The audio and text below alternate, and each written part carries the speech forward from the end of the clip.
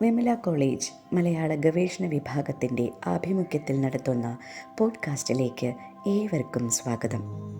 2024-25 അധ്യയന വർഷത്തിലെ ആദ്യ പോഡ്കാസ്റ്റിൽ നമ്മോട് സംസാരിക്കുന്നത് Green Books senior editor doctor V ശോഭയാണ്. വായന നൽകുന്ന അത്ഭുത ലോകങ്ങളെക്കുറിച്ചുള്ള അനുഭവങ്ങളെക്കുറിച്ചുള്ള ശോഭ ടീച്ചറുടെ വാക്കുകൾ നമുക്ക് ശ്രദ്ധിക്കാം. ഏവർക്കും സ്വാഗതം.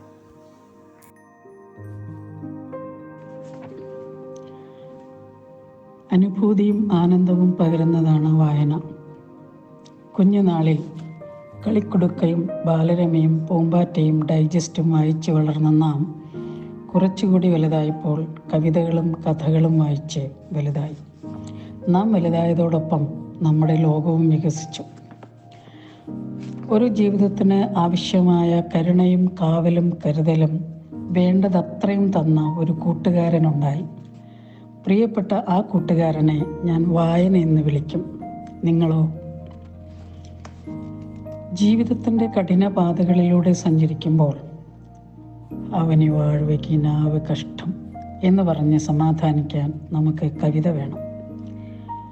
പൂക്കൾ നമ്മളോട് ചിരിക്കുമ്പോൾ എന്ത് ചിരിച്ചത് തുമ്പപ്പൂവെ കളിയാക്കുകയോ നീ, ആന്തരമായിട്ടേതോ പൂർവിക ബന്ധം തോന്നുന്നു എന്ന് പാടാൻ നമുക്ക് കവിത വായിക്കണം, കവിത പഠിക്കണം. ഇതാണ് മക്കളെ ജീവിതം എന്ന് പറഞ്ഞ് ആശ്വസിക്കാൻ കഥയും നോവലും നാടകവും വിജ്ഞാനവും നമുക്ക് കൂട്ടുണ്ടാവണം.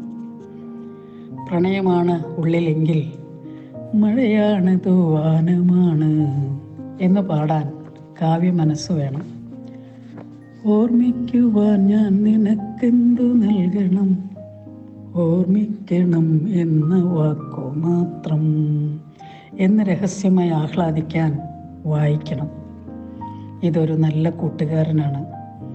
ജീവിതത്തിൽ എന്നും നിന്റെ വിരൽ പിടിച്ച് നടക്കാൻ ഒരിക്കലും ചതിക്കാത്ത ഒരു പ്രിയ സഖാവ്. അതാണ് വായന.